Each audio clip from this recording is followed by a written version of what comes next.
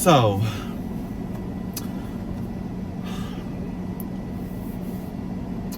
I feel led and inclined to make a video about adults, parents sending their children to camp. I just worked at a camp, YMCA Camp Spears in Philadelphia, and I don't feel bad about saying the name because honestly, I feel like that camp was out of control. As far as there was a lot of things that I feel like should not go on at camp around children. And I would do my best to like fill in the blanks with videos and proof of said things happening. So I guess I will start with, what should I start with?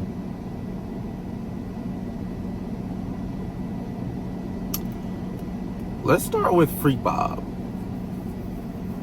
So Freak Bob is, and this one I'll probably have to add the video. So yeah, let me just. When you send your child to Camp Spears in Demon Ferry, Pennsylvania, the YMCA, Young Men's Christian Association, this is what you're sending your child to wake up to every day. Freak Bob and Kevin Gates. I really just don't understand like why this is here, and it's been here for about, I think I noticed just the Freak Bob. Like it used to only be Freak Bob. Like that was a screensaver, just Freak Bob. And that was like a week ago, I say. And now it's clearly very telling because you have an openly over-sexual person, Kevin Gates, which I have nothing against Kevin Gates. Like, I just don't think that I personally would want my 8-year-old child, to have any idea who he is. I don't want them to pick up any of his philosophies. I don't. And that's just the truth. I'm not judging him, but I am judging the content that he puts out for the world to see, which is very over-sexualized, very promiscuous, very sinful.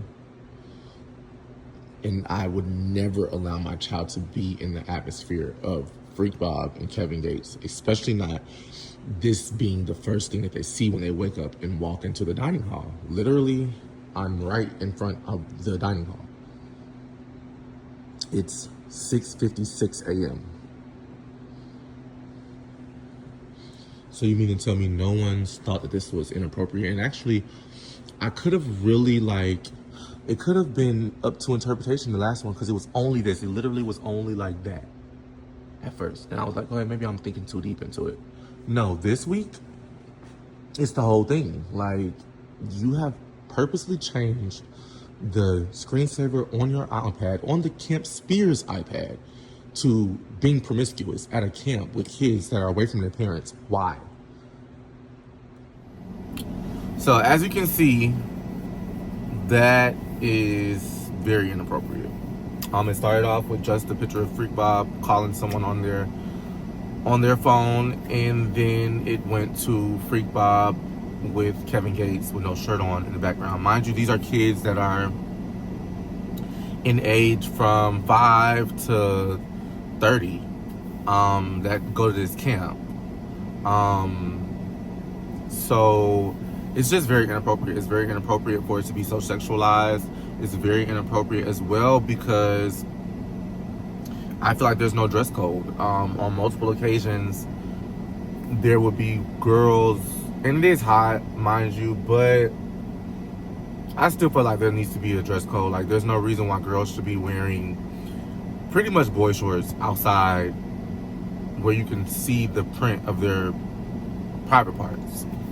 There's no reason for that. There's no reason for men to be walking around without underwear on or fidgeting themselves all day long. The boys would like play with themselves. You know how men fix themselves? But that's something that you do in the privacy of a bathroom, not in front of children. Just multiple things I also spoke to one of the directors. I don't know if she's a director. I know that she's like friends with the director. And she has like some type of authority. I won't say her name because I know that I do think that all these people are nice people. I just think that they don't have the right mindset to be running a camp with kids. I feel like they're more so, and it goes to show because this is what she told me. She said that she likes when people listen to her. And she said, why else would I be a camp counselor? People become camp counselors because they like people to listen to them. And then she went on and said, oh, and to serve the community and to help kids. But she made sure that she said that with a voice of like, this is second and this is third. But first, I want people to listen to me. And that's what I've noticed. And I've been working with camps for like the last 2 years. And I've noticed that all the people that are directors and counselors, they really just want somebody to control. Like, they don't really care about where they're leading the kids. They just want to lead. And they don't, and 9 times out of 10, they aren't leading in the best ways. Let's think. So we got the freak bob, we got the boy shorts, and this is a YMCA camp. That stands for Young Men's Christian Association. Why is this going on? Also, she told me, the same girl that says she wants people to listen to her, she told me like, yeah, we're a YMCA camp, because I was telling her I didn't know that YMCA stood for Young Men's Christian Association until I got to the camp. And she was like, yeah, but we don't really like, we're not really strong on like Christian values, pretty much, where you can be, you can be whoever you want to be, like saying, because they do have an LGBTQ camp session, which I also think is inappropriate. Not because LGBTQ people are inappropriate, but because why are you pushing off of sexuality to minors? These kids are like between 5 and 16 years old. They shouldn't even be thinking about sexuality. Like, why is this such a thing that you need to bring the LGBTQ session in with regular kids? Like, not saying that LGBTQ people are not regular, because I am no one to judge anybody for their sexuality, but I just think that there's an age for that. Like, no one should know their sexuality at age 8, and if they do, 9 times out of 10 it's because of some type of trauma they've been through. If they're identifying with a sexuality, like, I just think that we allow too much to go on for kids. Kids can pick too much in this world, and it needs to stop.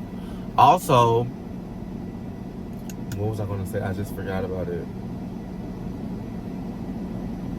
LGBTQ. I don't even think it was on the lines of that. I think it was so much. It was so much stuff. And it's not even funny at all. It's honestly very sad, because it was so many things where I was just like, what is going on here? Like, what are y'all promoting here? So,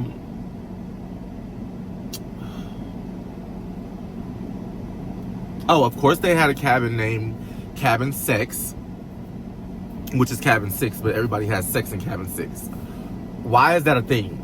Like, oh, I was gonna say, so basically these people, every Sunday they have intake. They bring people in on Sundays. And they have a line, it's like a private road. Honestly, it looks a lot like the road coming to my house. But it's like a private road. It does have houses on it, but it ends at Camp Speers. So they have at least 300 cars lined up down this private road, and people do not know what they're sending their children to. They think they're sending their children to go to camp for a week or two, to have fun, to sky or to zip line and do archery and all those things. Yeah, they're doing that as well, but they're also taking showers together with other kids in a bathhouse, which I think is very inappropriate. I don't understand why they are still utilizing a bathhouse in this day and age. like where all the kids, yes, they have like curtains, but there's little rooms with showers, different showers, but why are there kids so close of proximity to each other naked? Like, this is clearly to over sexualize kids, because all they have to do is step out of that curtain and boom, everybody sees what they're working with. Like, that's inappropriate. To me, that's inappropriate when you can have bathrooms in the dorms. Like some of the dorms do, they have bathrooms in them. So why are you putting all the bathrooms for kids together? Makes no sense to me. As well as every Thursday, so I was a cook. I served breakfast, lunch, and dinner. Every dinner is at 6 p.m., but every Thursday, dinner's at 6, and they have what is called a formal dinner. Quote unquote formal, because it's not really formal. They go into a costume closet, like pretty much a Halloween costume closet, where they just pick out what they want to wear, and you have boys coming out in dresses, painting their nails, and these are like 7-year-old boys who I can't even say these kids are like, I don't even put a sexuality on kids. So these are regular boys that just came to camp, and they see that, oh, the LGBTQ boys are wearing dresses this week. I want to wear a dress too. It's funny. It's funny. It's cute. It's not. I think that we allow too much for kids to do. Again, that should not be allowed. And the outcome is confusion. The outcome is kids getting molested and getting touched and being open to trauma at such a young age, because you don't know what your kid is doing at camp. You're not able to parent your child at camp. You think that the camp counselors are doing that, but the camp counselors are anywhere from 16 to 24 themselves, who have also went to this camp for years and years and years, and they have probably experienced the same trauma that they're putting onto your child. So they don't think that it's wrong to touch kids. They don't think that it's wrong to allow kids to go out and sneak out in the middle of the night and go to the bathhouse and do inappropriate things. They don't think that's wrong because that's how they grew up. And it's like a never-ending cycle. Honestly, the kids told me, most of the camp counselors told me they had been coming to camp for like 10 to 15 years, which is crazy because they were 25 years old. Like, you would think that these are grown people. No, these are still children that have been in this camp since they were 5 years old, and they just keep coming back. And to me, it's a spiritual attack to be there. Honestly, I was also having a lot of deep spiritual attacks in my dreams. I would wake up at 3 a.m. and be forced to just pray. And I was thinking it was because I was coming out of a lot of things that I did in my past. And I know that once you give your life to God, that the devil tries to keep you in every way. So I know that I'll have a lot of backlash because I've done a lot of things in my life that are ungodly. But I don't think, now looking back on it, I believe it was because of the spiritual warfare that was going on at that camp that I was signing up for when I continued to stay there. They would have an opening bonfire, a closing bonfire. And it's just very satanic to me. It was, the things that I saw were just inappropriate. As well as the camp director, the person who was over the whole camp, lives in a house with her girlfriend. Mind you, I'm not judging her for being a lesbian, but she lives in a house with her girlfriend, and she has a child that she's raising on campus, on the camp campus. And the child is like 1 year old. I think that that's inappropriate because you're supposed to be working here. You don't own this land. You work for the YMCA. So why are you raising children and building a family on this land? I think that's something that you should do in your own time, in your own house. Not trying to be judgmental again though. And it was multiple occasions that she would have. Let me back up a little bit. So to be a part of a camp, you have to have a background check. Everyone that goes into that camp gate has to have a background check because there are pedophiles out here, and this is kids. These are kids. So you have to have a background check. But on multiple occasions, I would ride past the director's house and see that there were cars there. There was at least 3 cars. there, and this is in the span of 2 months that I was there. So these cars would stay a whole week maybe, and then they would leave, and then another car would come that was not.